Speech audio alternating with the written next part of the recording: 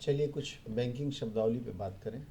Reserve bank, IBPS और अन्य बैंकों की परीक्षा में राजभाषा अधिकारी के पद के लिए यह उपयोगी होगा।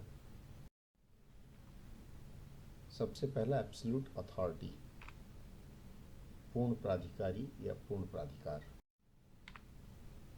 कॉन्ट्रैक्ट, संविदा। एब्सोल्यूट अमाउंट, समग्र राशि।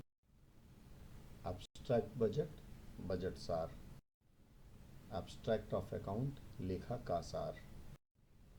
Absorption of A company, absorption का मतलब है आमेलन, कंपनी का आमेलन। एब्जॉर्प्शन ऑफ क्रेडिट, ऋण खपाना।